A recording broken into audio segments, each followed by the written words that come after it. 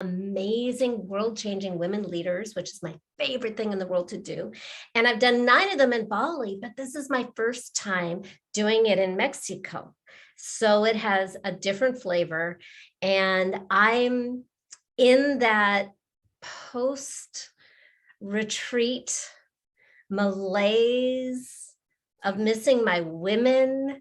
So I invited them onto the show this week to have a mini Money Goddess reunion. And before we bring them in, let me tell you a little bit about these incredible people. So let me get my notes up. All right.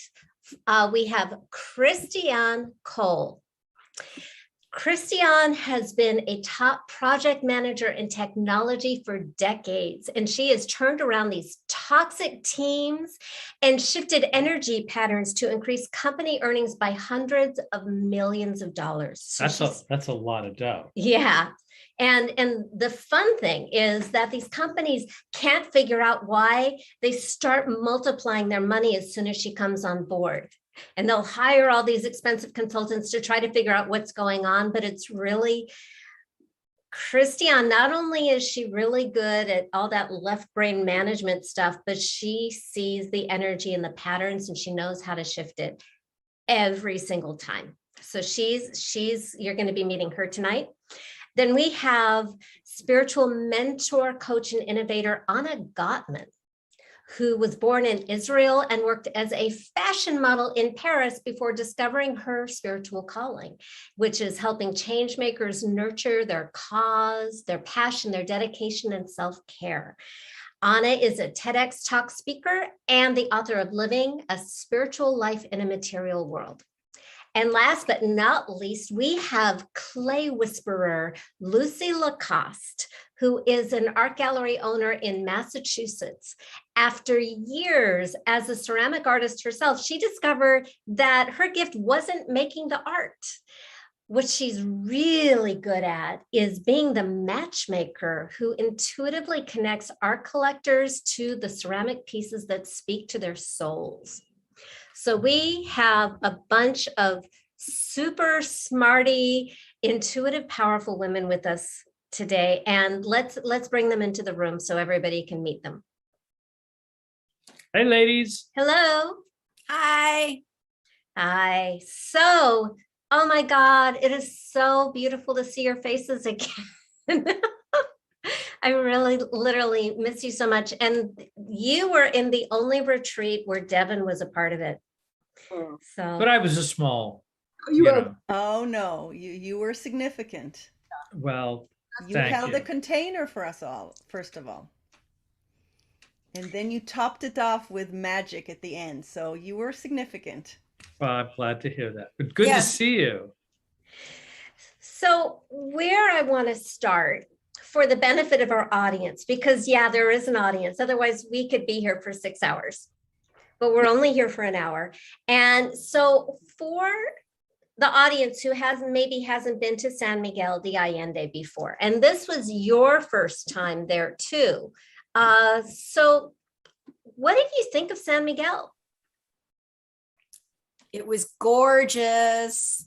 You can't believe how magical the place was. To begin with, everything had an old flavor. It wasn't modern at all. You felt like you stepped back in time, and the people there were so gracious and lovely. Me personally, I don't speak Spanish, so I took my Google Translator with me, and everybody was so sweet about letting me type out what I needed to know, and they'd type up their responses, and it made me feel very welcomed. Oh, that's beautiful. I'll be honest, I thought if I never go to Mexico in my life, I'm not going to miss anything. I mean, truthfully, just because what happened after a week was so in contrast of that.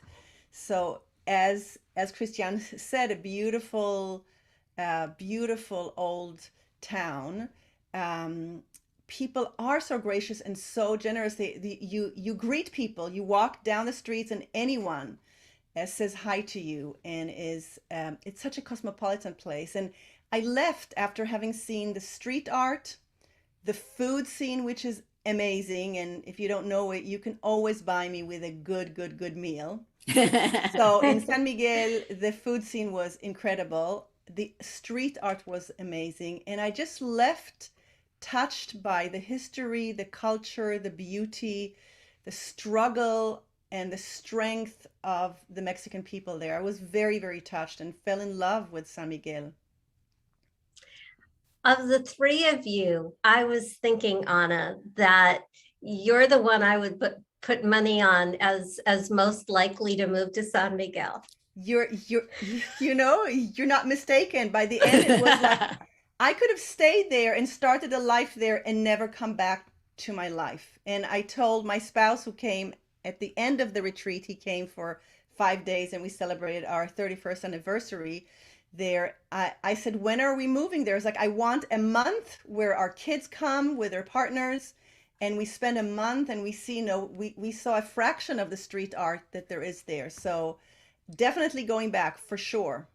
I saw the wheels in your brain working when you were asking about fires and earthquakes when we were on the art walk. All the things that you've been dealing with in California. Just, yeah. Okay. Completely, yeah. Yeah, it was amazing. Really amazing. Lucy, how about you? Hey, I always wanted to go to San Miguel. Ah. For a variety of reasons. And so that was the thing that really made it work. I mean, it was you and San Miguel, and it just sort of all lined up. So if it had been in Bali, I probably wouldn't have chosen to come like I did. It just was a magnet for me, and totally loved the art, the food, the history. And in terms of the art, it was just everywhere in the parks, the murals, like Anna was saying, people live with art there. They are. It's just in the food. It's just wonderful, and all the cobblestone streets. It's just embedded in my heart and soul. It just sort of underscored the whole experience we had with you. I was excited about you coming because I know your art background and I knew that there'd be so much art for you to enjoy there. The cobblestones I was a little nervous about because the city has earned the title the City of Fallen Women because it's not that easy to walk on, and I wanted to make sure everybody was safe, and I just really didn't know what your comfort level, any of you, would be with those streets, and you were doing better than I was, all of you. The cobblestones were a special part of it. Yeah, they're beautiful, aren't they? Lights at night and everything. Yeah.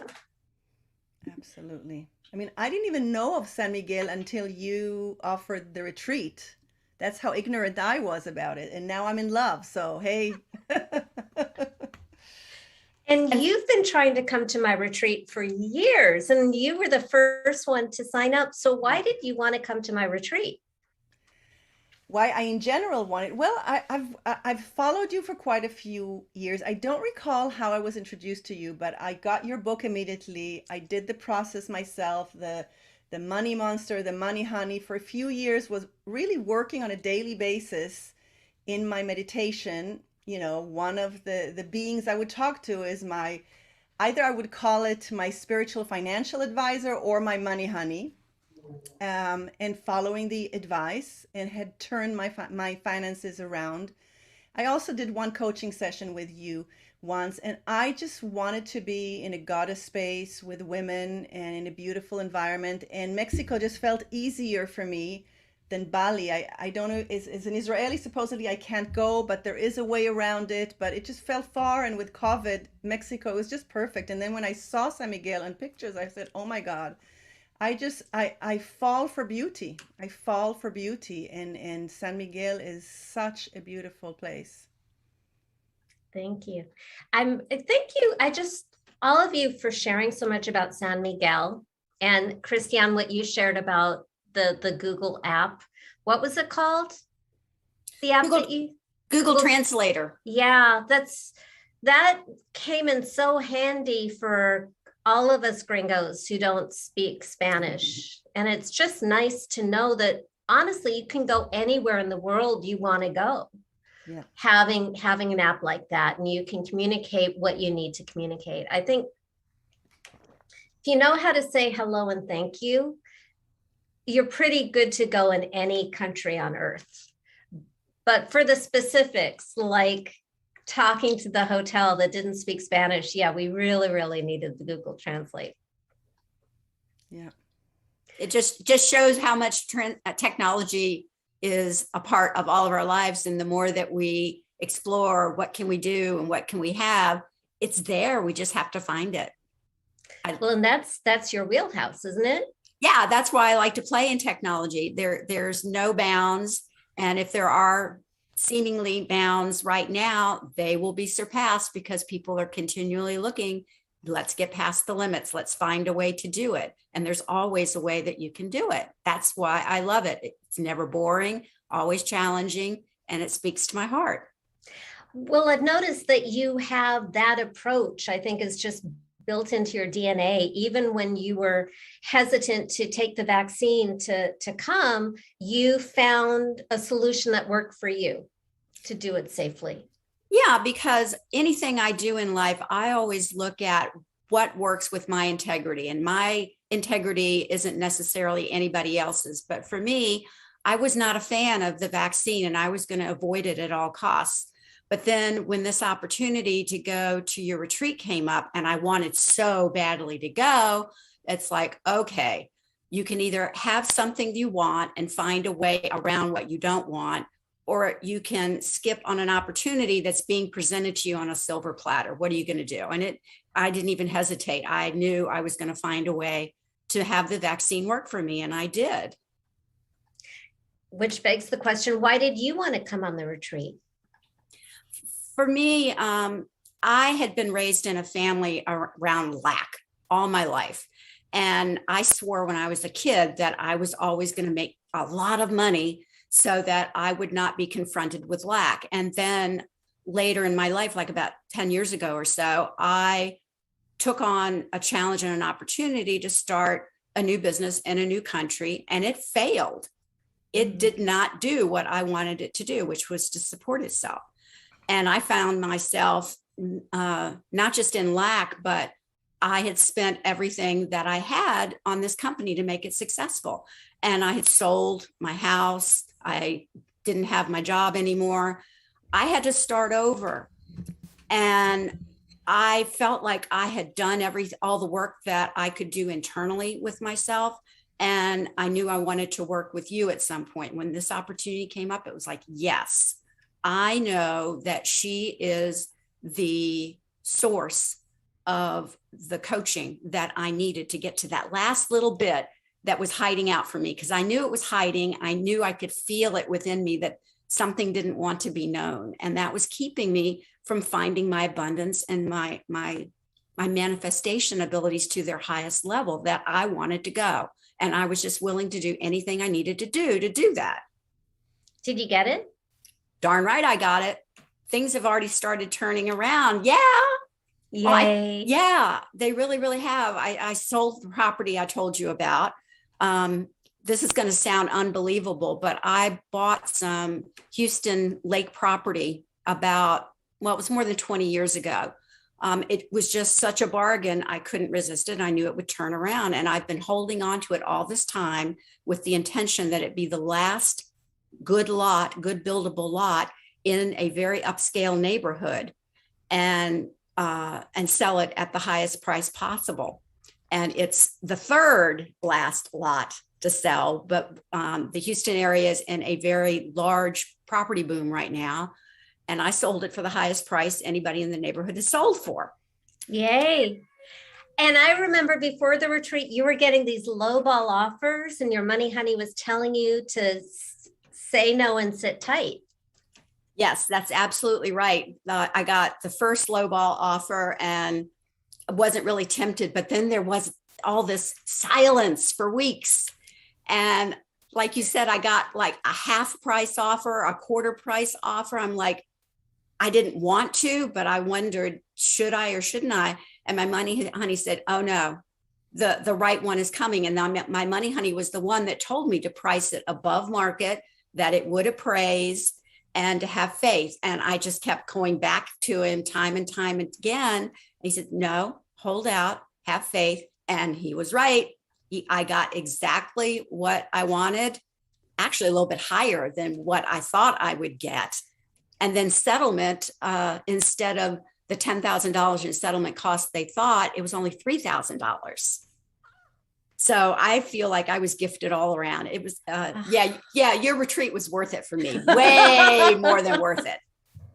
Oh, that's so cool. You know, we get tested. We get tested to have faith and stay the course. Like, you can all relate to that, can't you? Absolutely. And Lucy, how about you? Why did you want to go on the retreat? It's a good question, Morgana. I wanted to go because I wanted to move into selling more expensive art objects. I wanted to be able to do that and be comfortable to do that. And so that's what propelled me. Because you kind of are the person who can explain why this thing is worth $15 and this other thing is worth $5,000. You understand all that, right? I'm one of the people. Yeah. So that's why I went. But I mean, I think what I got was, in a way, it was so much more than that. It was different than that. And I'm sure, I mean, yes, I'm sure I'll be selling things easier. And I had a really huge, I don't know how many figures, 5-figure sale yesterday. That was really, it was like, it was 19,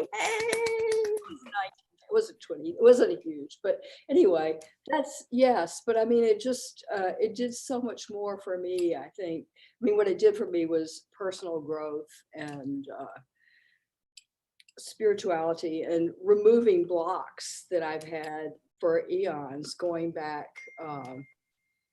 you know, centuries. And so what it's done for me is bring me to a neutral playing field so that I can do all the things I want to do without so many impediments. And for that, I'm really grateful. So what I got out of it was deeper than I imagined. I mean, I just sort of went on a leap of faith, and I think this sounds really good. Anyway. A leap of faith. Yeah. While your husband is having a medical emergency and you've got a new assistant, and like everything in the universe was conspiring to make it difficult for you to come, and you came anyway. Right. I mean, that was half the test in itself. I mean, there were so many obstacles to overcome, and Anna said it was easy, but for me, it wasn't. I mean, there were so many forms to fill out and test and documentation, and then every other minute, a new emergency would happen. So I finally just got to the point where I just said, you know, if not now, when? You know, there's always going to be something. I'm curious that, you know, when I met the three of you, you all seem like you really got on well. Was that my imagination, or did you guys really sort of click as a group? We were a small group, and I think we clicked really well. Yeah, we like our group. And I think that everyone is so supportive of each other. I mean, I think, as Morgana said, we're each different. Yet, I mean, we certainly had things in common, and yeah, we got along really, didn't we? Yes. Yeah. I feel that we had such care for each other when the other did the work. We were the other two were so supportive. I mean, two of us took an entire day to get through to the other side. But there was such caring. It was like we're here for each other, and we didn't know each other before, and we are very different in our temperament and character and backgrounds, and we were just very supportive of each other in a quiet way. You had said it's the first retreat, Morgana, that everyone's above 50, and I feel that there was a maturity in the group of just being there for each other in a quiet way that was very loving. And I know for me, I went there looking for some close female companions because I just look for that commonality, that spirituality, that strength of character, and I don't find it often. So I felt it immediately with Anna and with Lucy. It was obvious, and I reached out and grabbed it while I could. And I'm so grateful for not just the San Miguel experiences, but for the personal experiences, because I got close to you, Morgana, and Devin. You're such a sweetheart, and you were our total support the whole time we were there. And then these two women that, Morgana, you said we were going to become sisters. I really do feel a tight connection with you guys because we went through the same experiences together and we got to the other side, and we were not going to let either one of us fail. We went in it as a triad and we came out it that way. That fills my heart so much. Yeah. It's very common. I see it a lot with clients. I've had that with my own experience, that being a woman leader can be lonely. There's sometimes you feel like nobody is on your wavelength or understands you. Some people can be threatened if you're succeeding. And it's so critical and rare and special to have that kind of connection where you don't feel competitive, you feel invested in the success of the other women with you, and you feel the same love and support coming to you. Really creates a sacred, safe space. Yeah. Yeah, I agree. Yeah. You know, what stands out for me is something that's important for me to say. Is like I as I followed you and worked privately by myself with your teachings for so many years, and I've had, I have a relationship for 33 years. I was able to change around my financial situation. I have a book out. I have a TEDx talk. It's like, I'm very lucky, and I've worked very hard to be that lucky, as the saying goes. And yet I was walking around with a lack of self-value.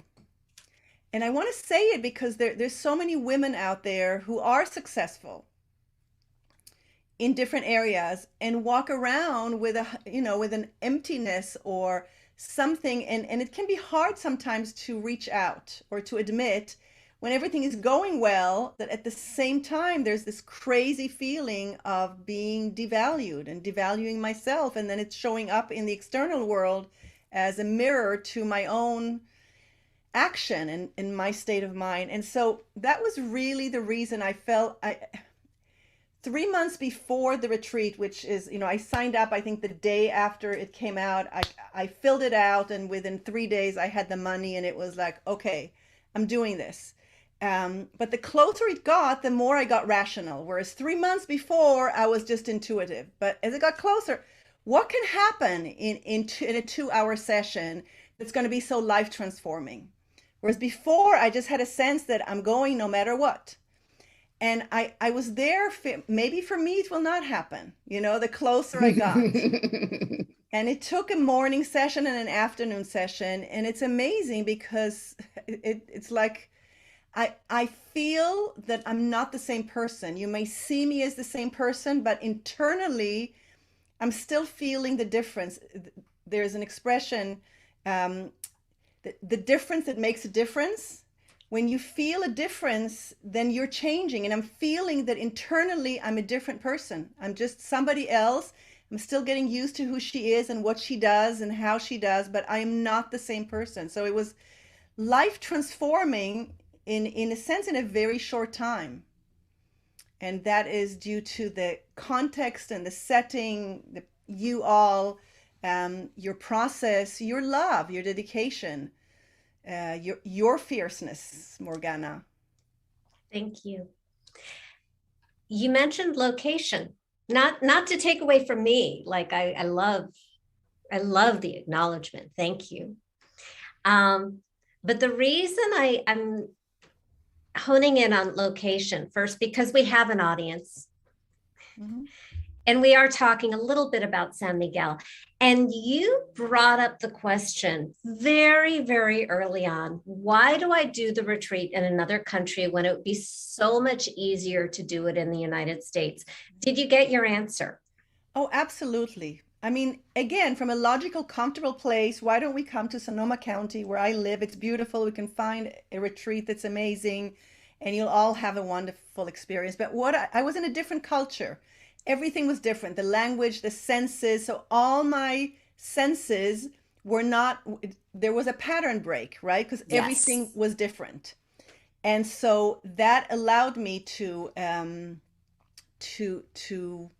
have a different experience. And then when my spouse arrived, was like the integration. I was the tour guide. I mean, although we did take a tour guide, she was amazing. We took her 3 days in a row, 2 hours every morning. We walked all of San Miguel with her. She's fabulous if you ever go back. But I became the tour guide and I was showing him, but it was like as I was integrating everything that I had gotten, was integrating as I was going with him through San Miguel. So it was just, it was amazing. I'll say again. The integration period is really, really important. That's why I was so happy that you all took my advice and didn't go home right away. It's really important to just take a breather for a couple of days after all the heavy lifting, to let it start to filter into your regular state of being so you can take that home with you. Devin, do you have something to say? I always have something to say. Okay. Actually, from what Anna was just talking about, I remember interviewing a guy, and this was years and years ago. I interviewed a man called the Wizard of New Zealand, and he had a passport to prove it. Like that was his legal name, and he was very clear to say that he had degrees, advanced degrees in wizardry from both the University of Auckland and New South Wales, Australia. And, he was a very interesting guy. He was kind of like a local nut. And at the same time, a really like beloved figure in Christchurch, New Zealand. And so when I was interviewing with him, he was talking about travel and why people should travel, and more specifically, why people should travel internationally. And, he talked about this idea of stepping off the plane and really having no basis for anything. You don't have any kind of built-in logic, which you might do in your hometown or your home state or your general region. That, and when you land and you're walking out of the airport, you have to have a certain degree of trust of going anywhere, because it's really, you don't know where anything is. And then you probably don't have the money, you don't speak the language, you don't know where the market is, where the toilet is, where the shower is. And so you have this experience. And the way he put it, and he was kind of talking about the notions of backpacking, but it was sort of like this idea that once you go out into the world, into a place that is absolutely foreign to you in every way, where you don't have friends, you don't have like a sort of like a comfortable a safeguard against anything, like you're just going into this place blind to some degree, and you have to have trust, and you just have to kind of roll with it. Whatever that thing is, you have to kind of roll with it. The way he looked at it is that secretly you are telling yourself you can do anything. You can go anywhere, you can be anything, you can do anything, because here you are walking through these places that it's not home, and it's nothing like home. And so that's one of those things. I mean, I've personally been to Mexico 50 times. And so I, at this stage of the game, have an absolute love of the country as a whole. And it's just one of those things, like every time I've gone to Mexico, there's a point where it's like, I'm going to have to just really trust cross my fingers and find out where stuff is and be willing to say yes, no, thank you. I mean, fortunately, my Spanish is a little bit better. But I had to, you know what I mean? Like you have to go try it out and risk saying thank you and trying out the new language and being polite, even though you may be uncomfortable and maybe strange. So anyway, that's my thought on, sort of like the larger international travel thing. Thinking that I did everything that I could to make it not scary, to make sure you have friends, to make it easy. And then we had that hotel. we still joke about it, my spouse and I. Well, you had an extra bed partner. I did. My spouse? No. The uninvited bed partner. Right. I know. Are you wanting me to tell the story? Sure, go ahead. I mean, I wasn't going to, but because it'll scare off anybody in the future.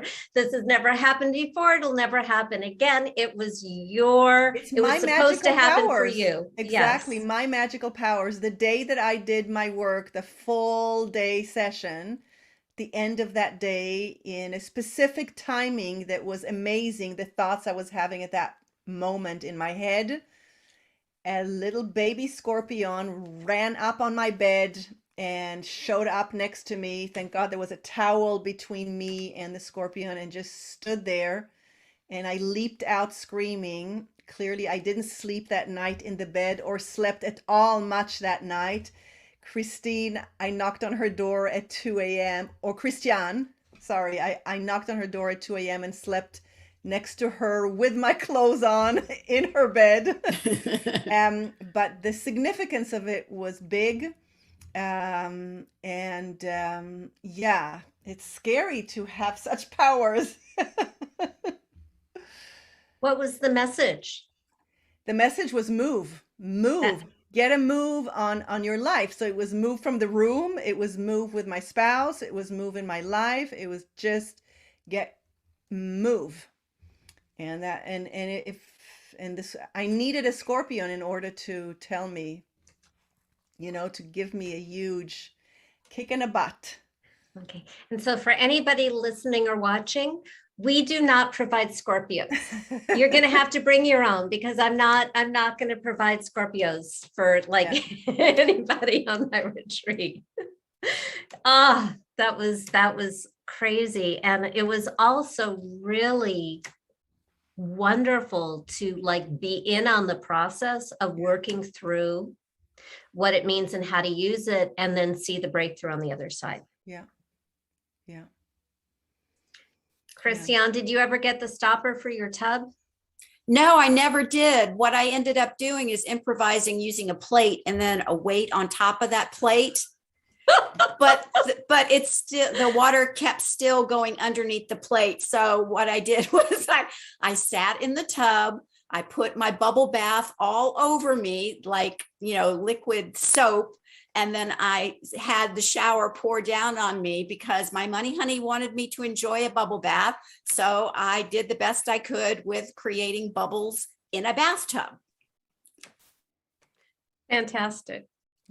Can I comment on something Devin said? Because when you were talking about your travels through Mexico, I got very profoundly related this trip to how courageous I have become in my life.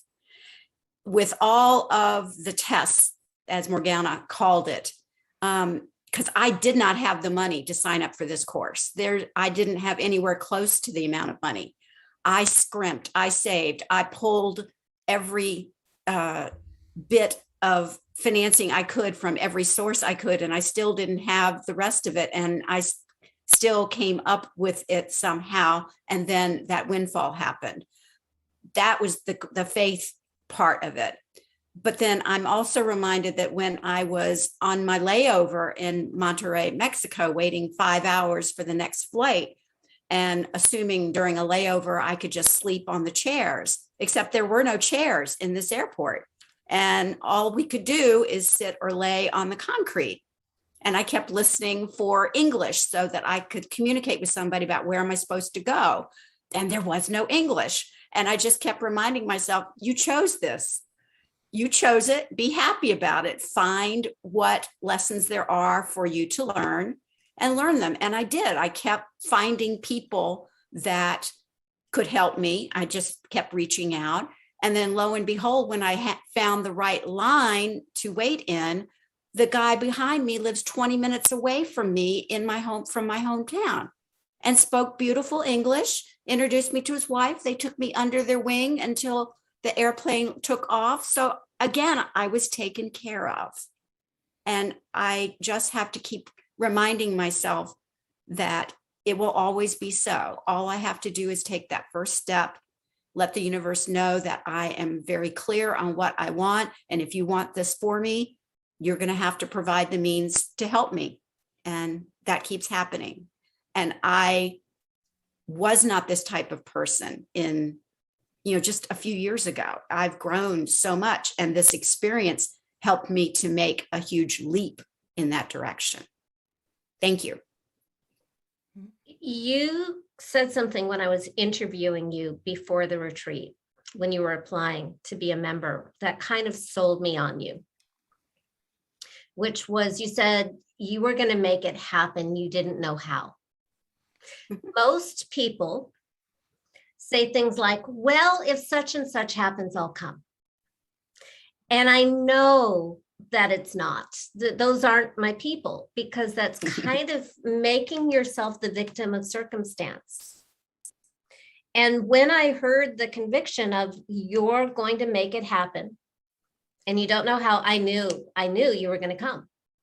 Yeah, because I had even decided I would sell funds from my IRA if I needed to, even knowing I'd have to pay taxes and penalties and everything else. Is like, you know what, I'll do that just so that I can pay the expenses, and the money will come to pay to get the IRA funds back. I was just, it's and it like, did, right? Yeah, it did.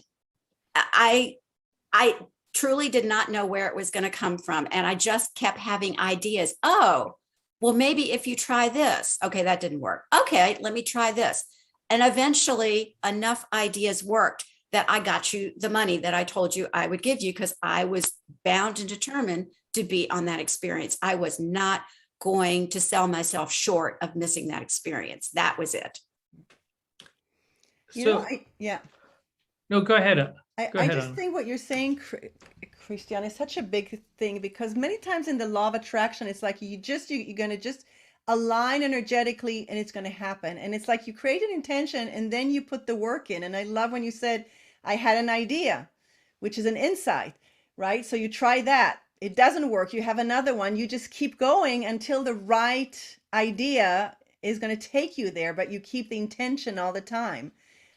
That's such a different way of thinking of the law of attraction and manifesting than just manifesting and it will happen, and then feeling really awful when it's not happening. But you put your love into creating it.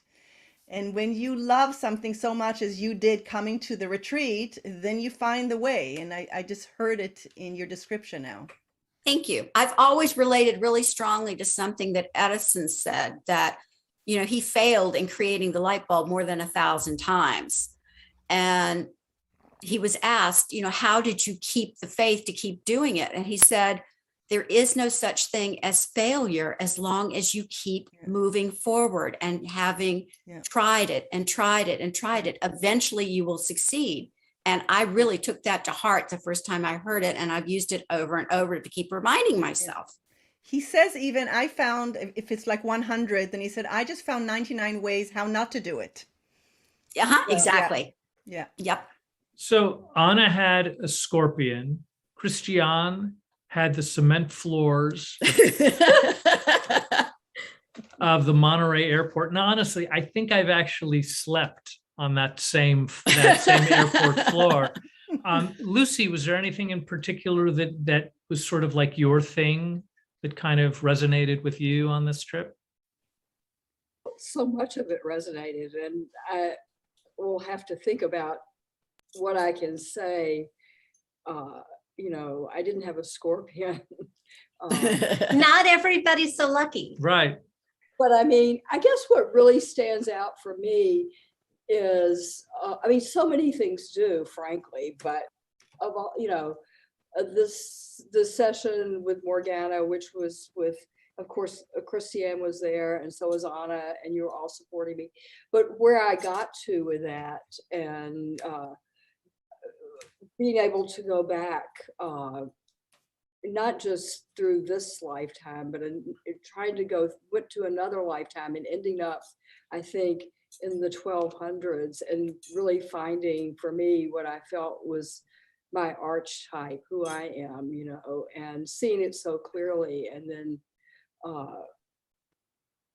finding, it could be your soulmate or your love honey or whatever, finding that and being able to make it across that bridge. I mean, that was what was unique for me, I think, or special. It just stands out as a golden memory. And then, the next morning, Morgana said, you should go for a walk with your money honey. And of course, that was hard to do because I'm not a morning person. I think it was either raining or about to rain. And I went to the beautiful park, which is, what was it called? The park?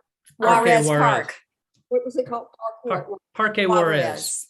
So beautiful that just connected us to everything, and filled with art and sculpture. Remember the bird. And then I walked, and there was this bridge. And I went, oh, that's the bridge, that I saw in my dreams, and when I went with you, when you took me there. So it was an incredible trip. And the park itself was incredible, that connected us, for all the trips we had to make to the Rosewood for various reasons, right?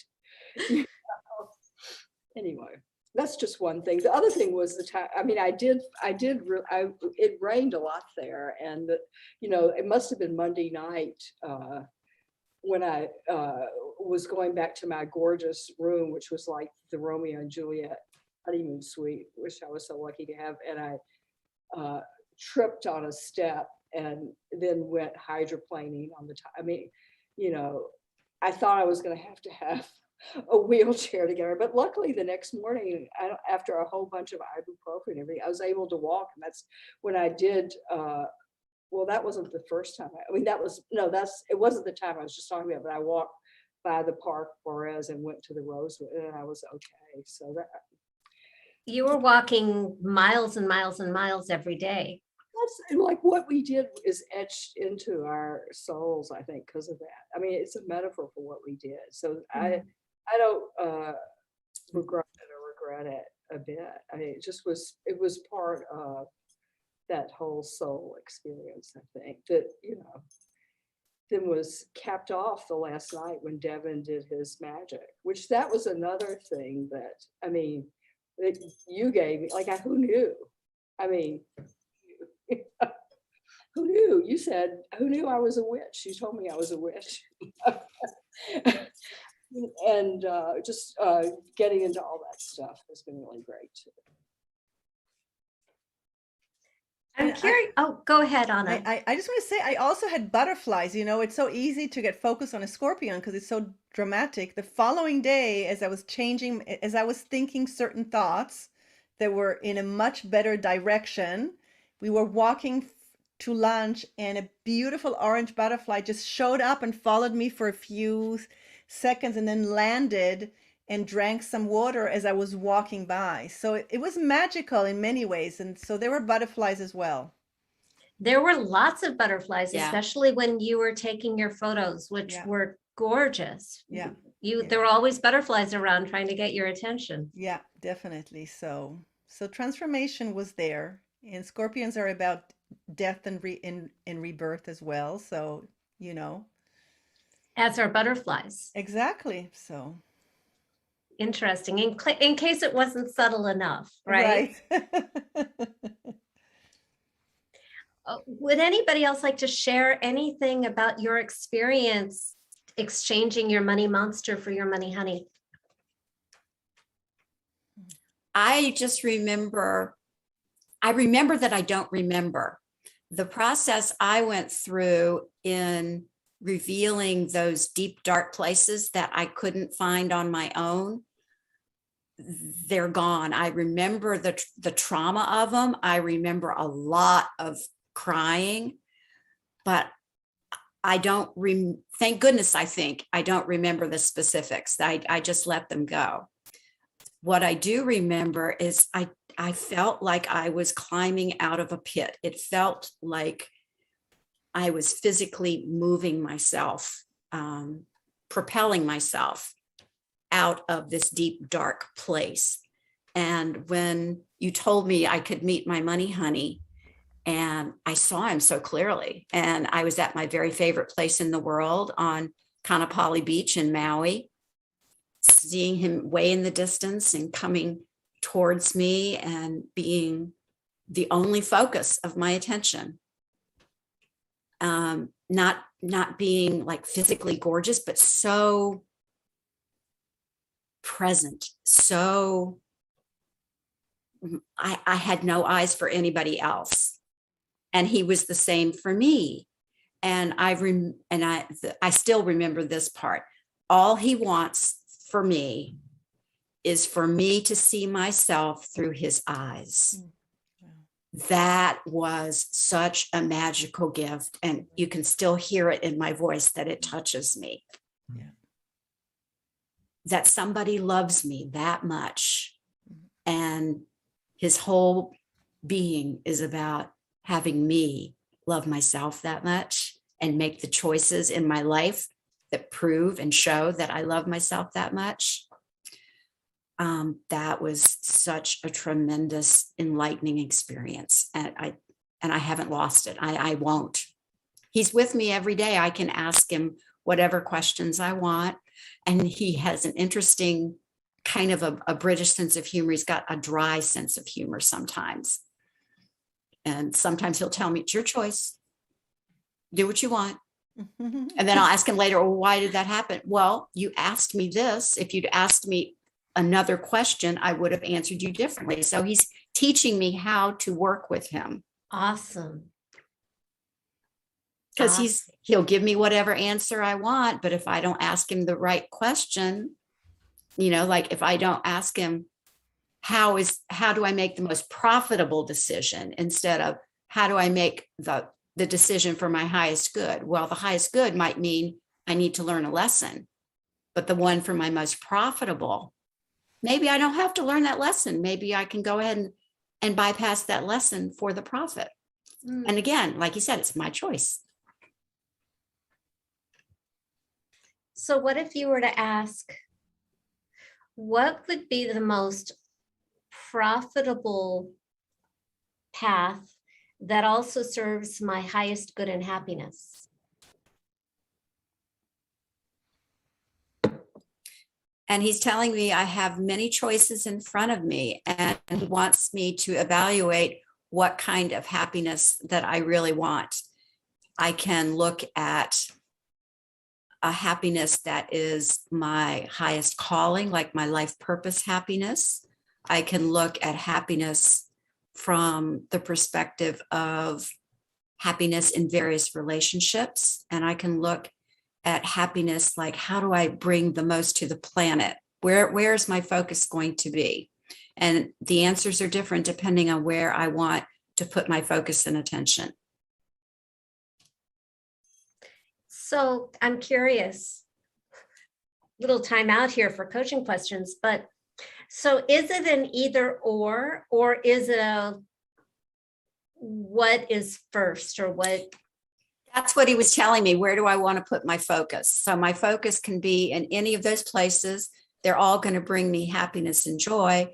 And perhaps they're going to be moving at various times of my life because they're all me. They're all part of me. Yeah, because I don't believe so much in like killing any of your children, like your calling or your profitability or relationship, but you might schedule them at different times so you can focus on this. And now that this doesn't need all that attention or the same degree of attention, it's got its own momentum. Now there's room to focus on this other thing. Yeah, I totally get that. I've found that when I put my focus and attention on one thing at a time until it is at least almost complete, then I can go ahead and turn my attention to something else. But I I personally don't do well if I scatter my focus trying to do 3 or 4 things at once, then nothing gets done well. I'd rather go ahead and focus on doing something to my best, the highest of my ability, until it's very close to being completed.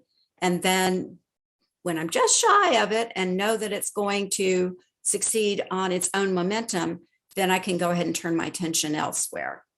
And it sounds like your money honey knows that about you. My money honey knows me better than I know myself.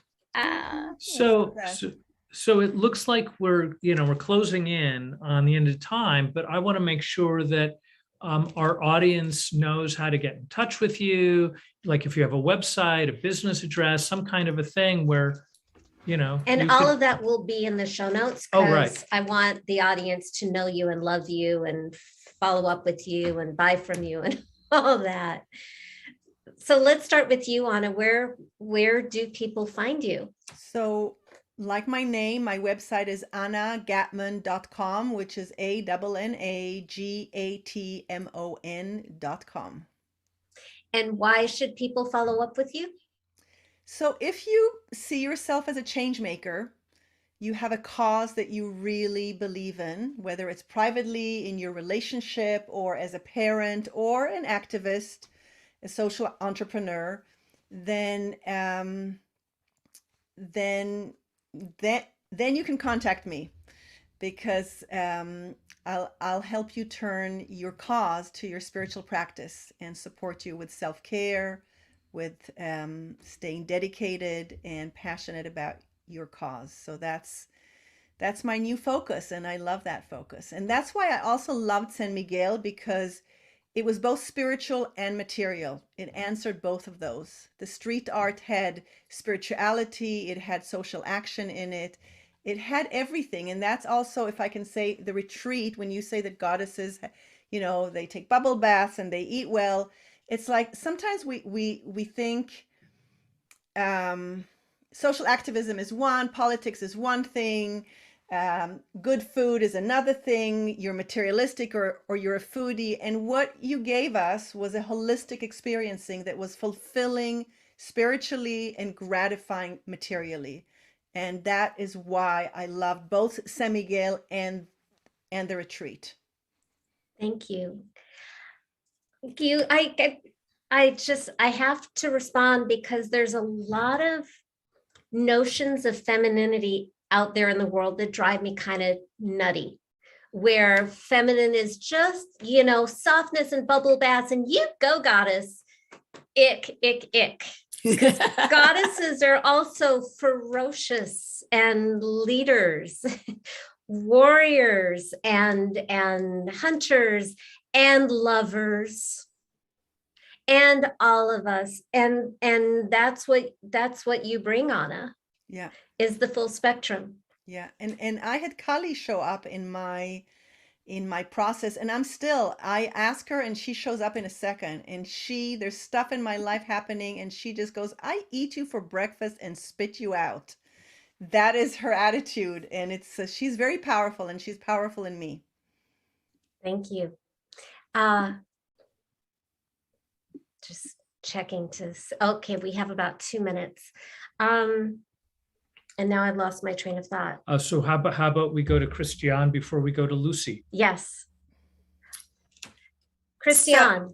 So right now I have a new business that I started, and the website is still under construction and is not currently working. Is great. But the URL that you can see is under construction is www.whatsyourlifepurpose.com, and it's URLIFE purpose.com. Great. And if they want to reach you, well, it's going to be up soon, but if they want to reach you right away, how can they reach you right away? They could reach me at my email address, which is christianecole.com, CRISTIANE Cole, COLE.com. Okay, that's a URL? No, that's my email address. Well, it needs an at. Oh, at yahoo.com. I'm sorry. That's okay. That's fine. That's great. And Lucy, how do we reach you? Can you see that? Oh, I have to put it up there. Well, never mind. You can reach me at lucylacoste.com. And that's it. Does that have your, oh, I can't hear you. You can reach me through my website, lucylacoste.com. And how do we spell that? We'll have that in the show notes, but is that your art gallery? By the way, I love the ceramics that you're sitting next to. It's on your fireplace. We have to talk about that. That's really good. My grandmother did those. I'll share some of that with you. Okay, so I think we are out of time, which drives me crazy because I would love to spend a lot more time with all of you. So this has been another episode of Crazy Sexy Midlife Love with my husband, Devin, and me traveling the world, getting married 100 times in 100 countries, talking about love, talking about midlife. Today, sharing with you women that I love. And we will see you again next week at 5 p.m. Pacific time here again at Crazy Sexy Midlife Love. You can join our mailing list and download Devin's amazing free ebook, Women Are Smarter Than Men. As they are. At crazysexymidlifelove.com. Mwah! Love to you all. So are we still on? Yeah, there's something here. Thank you for listening to Crazy Sexy Midlife Love. Oh my God. Please sign up to join our free love family at crazysexymidlifelove.com to get alerts to live shows, call in and ask questions, or just listen in. And ladies, don't forget to download Devin's free ebook, Women Are Smarter Than Men and Other Secrets Marriage-Minded Women Need to Know. Also available at crazysexymidlifelove.com.